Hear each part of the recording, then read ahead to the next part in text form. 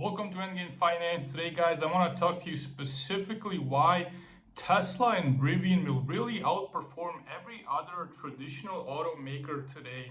These are some of the reasons that are often overlooked when people invest into GM and Ford as opposed to Rivian and Tesla. However, these are the primary reasons why I personally am invested in Rivian and Tesla. These reasons are very often overlooked. However, they are extremely important for the future of these automakers, for the future of Rivian and Tesla, and for the future and downfall of General Motors, Stellantis, Ford, Toyota, Nissan, and pretty much everyone else. 87% of consumers dislike the dealership experience. Basically, people just hate going to the dealership. They hate having to find their vehicles that specifically spec for them.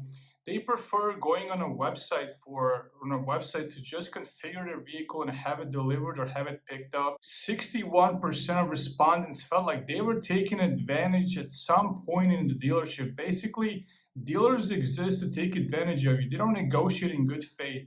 Their salary depends on them extracting as much cash from you as possible, and they do this in any way they can. They basically work on a commission, so that's their job. Their job is to take advantage of you and to take your money to mark up the vehicle as much as possible. That's why people really hate going to the dealership. That's why Tesla and Rivian, I would assume at least 20% of their sales are coming just because people don't want to go to the dealership. They would rather just go on a website, configure their vehicle, have it delivered, and be done with it. And they probably save thousands of dollars just by not having to go to the dealership. And they save tremendous amount of stress by not having to deal with these high pressure salespeople. They don't have to be in these high pressure sales situations. Nearly a quarter of Gen X respondents aged 35 to 44 said they would rather get a root canal than negotiate with a car dealer. You guys understand how crazy this is, how painful root canals are, and people would rather go and have needles being pricked in their face and having needles pricked in their teeth, and rather than just having to negotiate with. Second, really big reason that people overlooked is union obligations and union pressures that General Motors and Ford experience, especially with the recent union momentum where UPS drivers basically negotiated $170,000 annual salary. You see here, the so-called big three US automakers are mired in tense negotiations with UAW. That's the biggest union for automakers. Now they're negotiating a new 4-year contract. Union wants 46% wage increase, restoration of traditional pensions, cost of living increase, a shorter work week, and better retiree benefits. Now these are a lot of demands, and Tesla and Rivian don't have these demands because their workers are not unionized. They might become unionized at some point in the future. However, this is not the case today. And this is why Rivian and Tesla have a distinct advantage over pretty much every traditional automaker, because the same thing is happening at Toyota, Nissan, Mercedes, BMW, Volkswagen Group. And Tesla and Rivian are basically just skipping all these tense negotiations. They're not having any threats of just production lines halting because there might be general strikes. We see these distinct advantages that Rivian and Tesla have. They're just compounding. There's no dealerships. There's no unionized pressures. And thirdly, and most importantly, there's no pension obligation. General Motors makes a $4 billion cash contribution to its pension fund.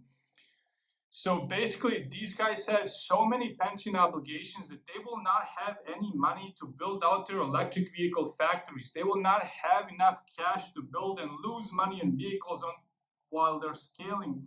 We saw this with Rivian and Tesla. It requires basically a requirement for a company to lose $5 to $10 billion per year to scale production of electric vehicles and for them to eventually become profitable. But before they become profitable, they have to lose $5 to $10 billion just because it's a tremendous investment into the manufacturing process. GM and Ford, they don't have that luxury. They owe so much money to pension obligations that they don't really have the cash that's required for them to build out their electric vehicle factories. GM pension obligations were underfunded by $17.1 billion. That basically limits them on their ability to raise cash to build out the electric vehicle making factories. Why would investors invest billions of dollars in GM? Why would they give them extra cash? And all of that extra cash is just going to pension obligations. It's basically paying down old debts. It's not going into investment for the future. It's not going into investments that will develop more electric vehicles, that will build out electric vehicle factories. Ford said that the underfunded status of their pension funds grew to $6.8 billion at the end of 2019, up from 6.3 billion at the end of 2018. Unfunded post-retirement liabilities grew to 6.1 billion from 5.6 billion. So these guys are still having pension obligations that are ballooning, that are growing. In many cases, these obligations are not getting reduced; they're actually growing even more.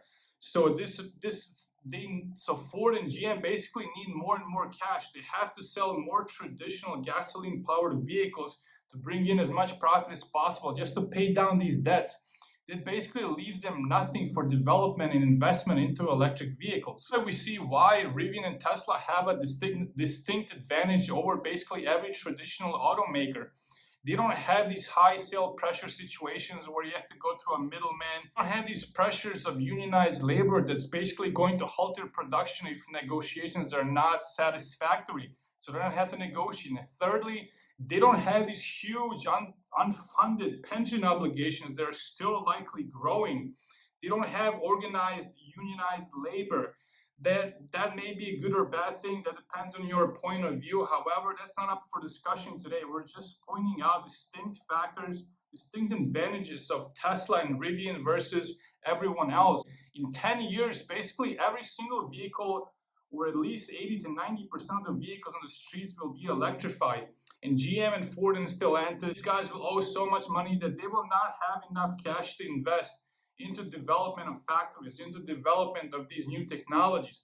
They will fall behind. And that's why Rivian and Tesla will dominate this upcoming future market. That's it, guys. I just want to go over these facts that are often overlooked when people are investing into automakers. They often forget these pension obligations, these bad sales models, these pressurized union obligations. People often overlook that and buy Ford and GM as opposed to buying Tesla and Rivian, which don't have any of these negative downfalls. So if you guys have any comments, questions, or concerns, please let me know below in the comment section. Guys, thanks for watching, and as always, just have a great day.